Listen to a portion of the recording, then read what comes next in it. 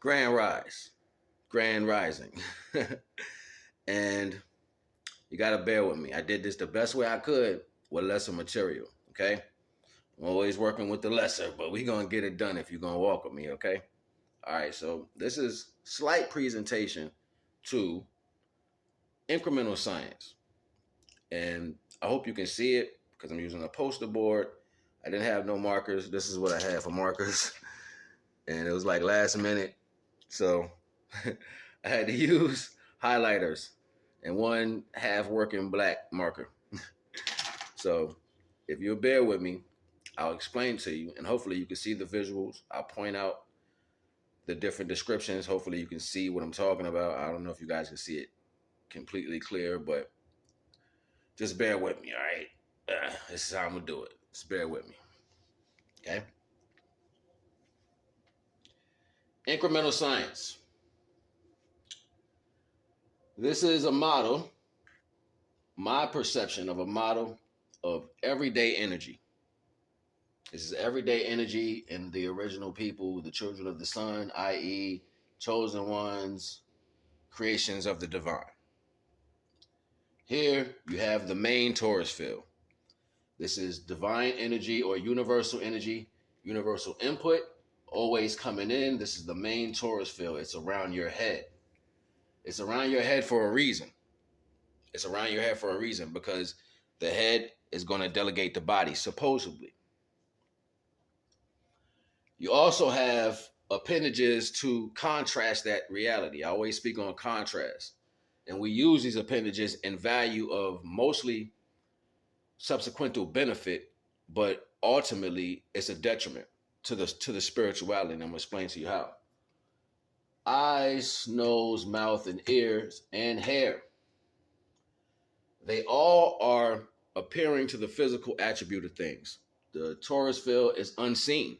It comes directly from the universe into you. It's where you get all of what you are inside of you.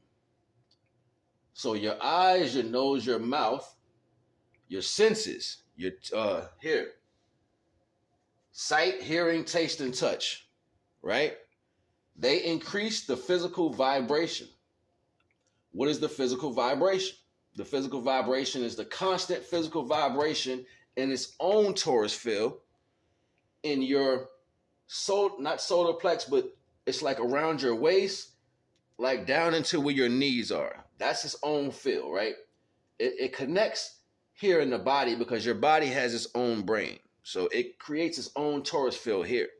I'm going to get into that in a minute. This is called the physical torus field. This is the physical torus field. This is the universal or the main torus field. Here is your output and grounding. Whether we know it or not, where your feet are, it releases the physical torus field energy. And also, this is where you are grounding and outputting energy and filtering this energy. These energies that are coming through the universal input are being filtered out through your body this way. This is where they come out at. Okay, so this is why grounding is really important. To increase the spiritual field, the torus field ideal, you need stillness, meditation, fasting, and silence. Okay, we're going to get into that in a minute. But to increase your spiritual torus field, you need stillness, meditation, fasting, and silence. And that is the contrast to what increases your physical, increase the physical vibration. Your constant vibration, what increases that is opposite of what increases this. Okay? What increases your body is opposite of what increases your spirituality. So the sight, hearing, taste, and touch will increase the feeling aspect of your of the physical aspect of your torus field. This is why you get moving around more. The more you see, the more you want to do. The more you taste, the more you want to taste. The more you smell, you trace the smell.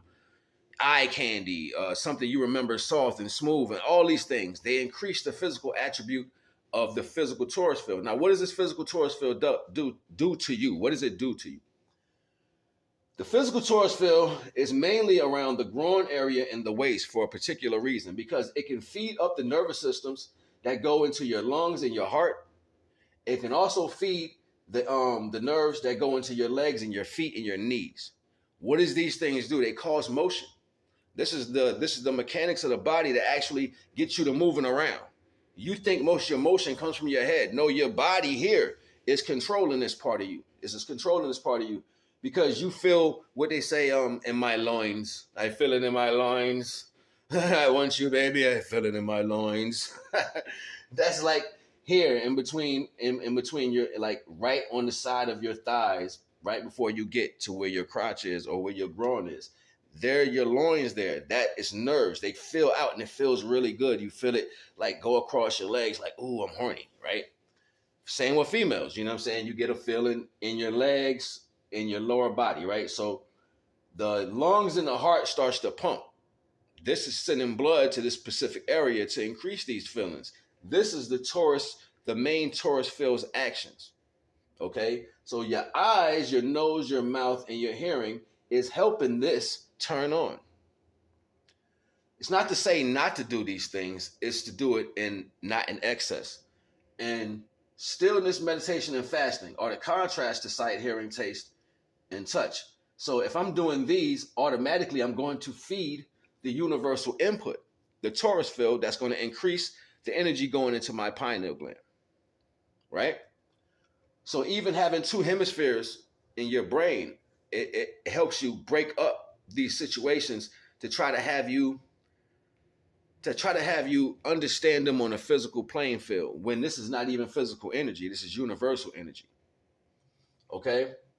So understanding that motion and direction itself helps create or charge the physical torus field, and the constant vibration that you get on an everyday basis is to fuel the physical torus field. What am I talking about?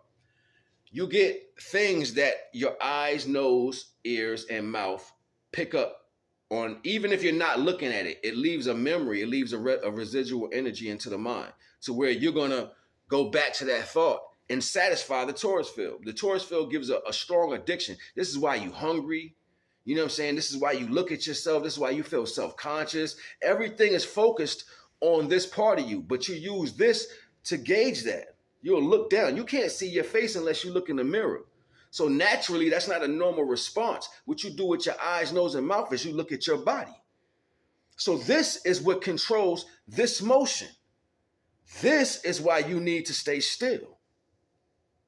The head helps you stay still this. What's coming in, but how are you going to do that? You combine the torus field with the heart. You combine the torus field with the heart. See, I didn't even add that in there, and I should have added that in there.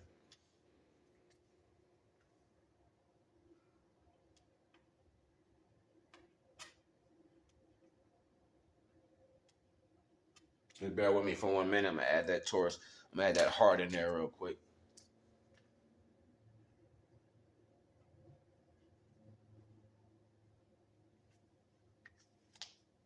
Yeah, I got colors, man. You should have seen me trying to do this. It was like, word, that's how you going to do it? Yeah, I got to do it that way.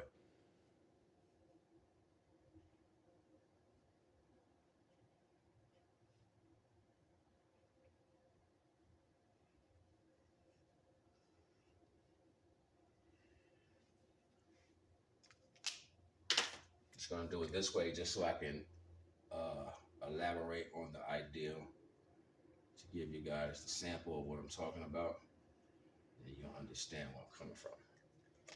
Okay, one more second. Add a little blue.